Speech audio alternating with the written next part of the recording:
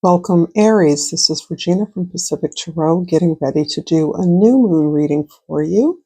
The new moon's on the 25th in just a couple of days, and I pulled an overall energy for you of the Queen of Pentacles. The Queen of Pentacles is talking about you wanting to produce results, you being in the business of taking the steps that are going to implement a very practical plan of expression. And underneath the deck, Queen of Wands, you are producing and moving in a direction that matches your vision, that comes directly from your heart. You are in pursuit of what you want, and you are manifesting that in real concrete and practical terms. So I'm going to pull a quick crystal card to get some overall energy for you. And I have pulled the Azurite. And the key word of the Azurite is expanded awareness. My awareness is expanding with an abundance of clarity. Let's put that in the middle. This is in consistency with your pioneering spirit. You're pursuing and producing, implementing something you want with abundant clarity. This speaks to the alignment of your consciousness. If this reading resonates for you, please like it. Please share it with others if you're moved to do so. And please subscribe to my channel, Pacific Tarot. I appreciate you spending time with me. I value that time. And I understand that you are supporting me through your presence, and that means a lot to me. So getting started with your 10th house, this is the way others see you, the 10 of Pentacles. This is about, in many ways, the foundation of the abundance that you are experiencing is here now. It's within you. You have gained and opened the doorway to your own internal portal, your own gratitude for all that you have in your life. And that's the basis from which you are now reaching for all that you perceive that is within your field of desire. This speaks to building something that is long lasting, that is in community, that is in partnership, that impacts your legacy. And it also speaks to the idea that you are in a position to give back. You recognize that now. And even if your inheritance has been one that you earned through your own effort, labor, work, you recognize that what you've learned must be passed along to others coming behind you. In the first house, the Four of Cups is talking about the very practical steps that you've taken. Even if this is cups, fours speak to foundations again. And this is about you having practiced over an extended period of time the idea of moving towards things that feel good to you, that support you. And here there is a story about the expectation from others, perhaps from childhood, that you take care of others. That has been your conditioning for many of you. And this is something you have worked hard to turn around so that you recognize and prioritize your own desires and work towards those things that lift you up.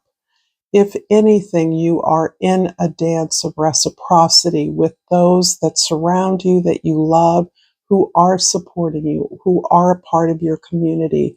But on a personal level, you have really done the work to unlearn I'm going to say coldness for many of you that you experienced when you wanted love, and what you received in return was the expectation that something had to be done. You had to do something to gain the love that you needed. And this is the very definition of conditional love. And you have worked very hard to undo that habit, those behaviors, that personal expectation that you're only valuable when you're doing something, particularly something for others. In the fourth house, this is your foundation. This is the area of your life that the new moon is really focusing on for you. And the Ten of Wands shows that you are moving towards your target completion, a place of really throwing down your responsibilities and obligations in an effort to harvest the very thing that you can begin building upon. What is also clear about the Ten of Wands is that some of the obligations you've picked up along the way may not be yours. And it is very important, particularly given your history, your patterns, that you be clear about what belongs to you and what does not, because you're already caring a lot for a lot of people. And it is important that you invest in your project with that alignment that you have gained regarding your heart's desire, your vision, what you are responsible for. And you're in a position of understanding that clearly and releasing this burden that you're carrying on behalf of others in many ways through channeling into your own project. In the seventh house, partnership relationships, the Two of Pentacles is about decisions you're making, and this can be decisions not only personally in love, in long-term intimate relationships, but in business partnerships and collaborations. You're weighing different ways of working or approaching something that you want to articulate or share with the public. You're also looking at an integration of what you've learned with the information you have to share. So it is the journey that is implicit in the offering that you are about, that you are willing to build. This always seems to come back to your own story. And I think that's critical right now because so much of the influence is on your own personal development, and that personal development that began from childhood, from your family of origin, and how you have come to own that as your own personal foundation and a vehicle through which you can share what you know with the world. I'm going to clarify these cards before I pull another oracle card. And for the first house, and you may have observed I always start reading from the 10th house because the 10th house represents the midheaven or the highest star in your sky. So this is based on the chart, your chart. And so the midheaven represents wherever you were on earth. The greatest, most substantial social influence on you. But when I'm reading, I always start with the first house because that is corresponding with your perspective, your focus, your determination, your mindset. So the first house, the Four of Cups, is clarified by the Death card. Another one of your cards, Aries. The card associations are in many ways different depending on what systems you use. However, Aries is the beginning as it is the end. So that is the energy of spring breaking through, the seed breaking through the frozen soil. And here you are closing out one cycle and beginning another.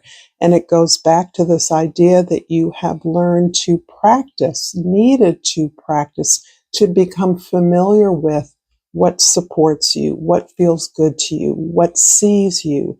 This was not a customary way that you learned to operate on the basis of your desire. Your needs expressed were not met in such a straightforward fashion, if ever.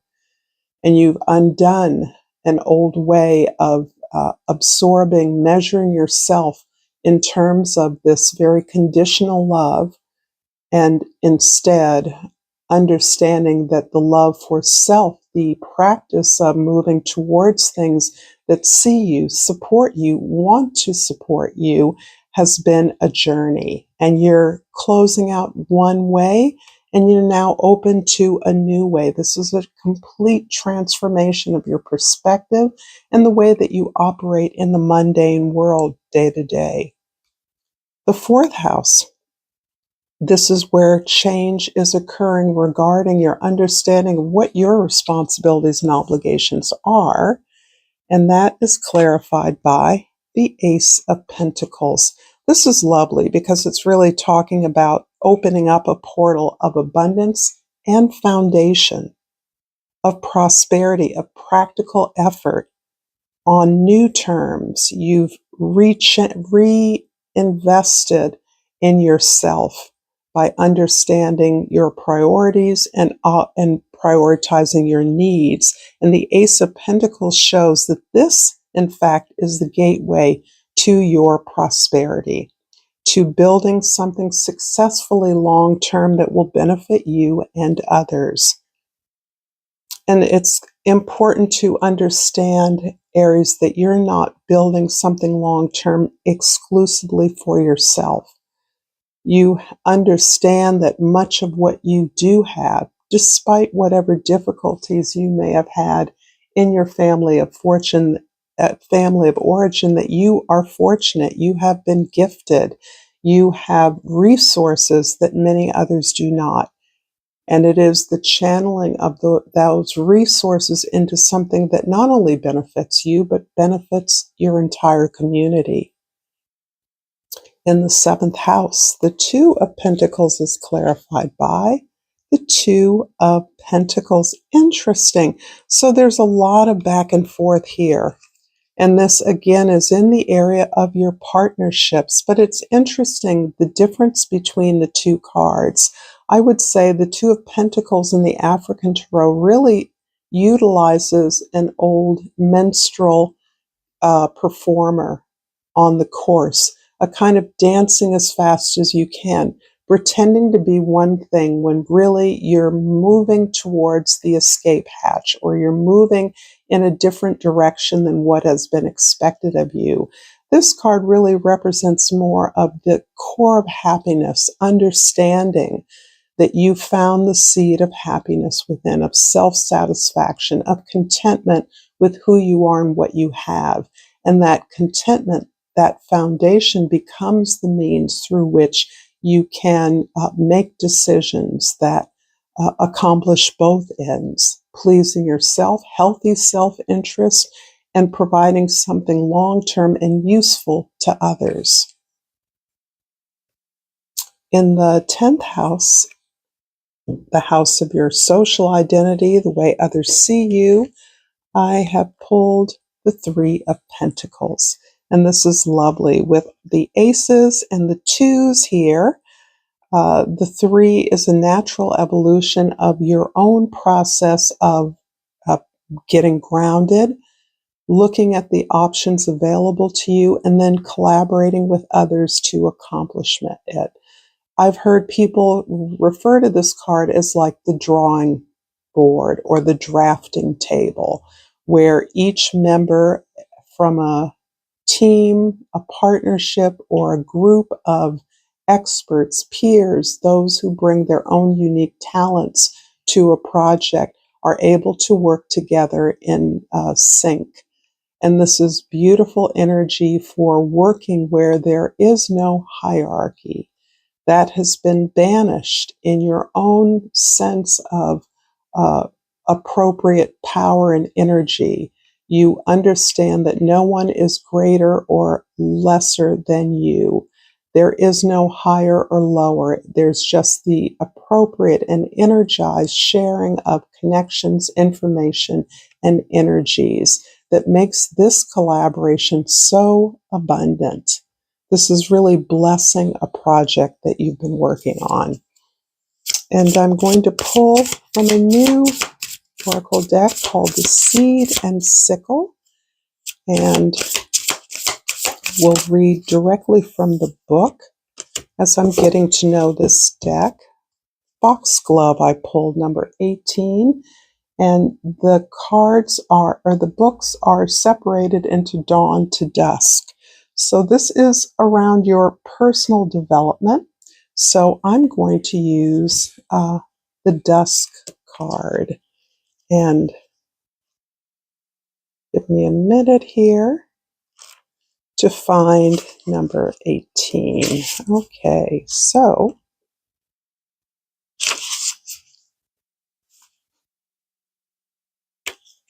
I've found Foxglove, and I will show you the card.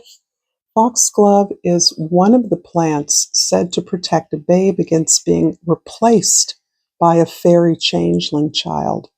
Perhaps you feel as though you do not recognize yourself anymore, or the push that your life is taking, but it's not too late to grab hold of that stranger and banish them.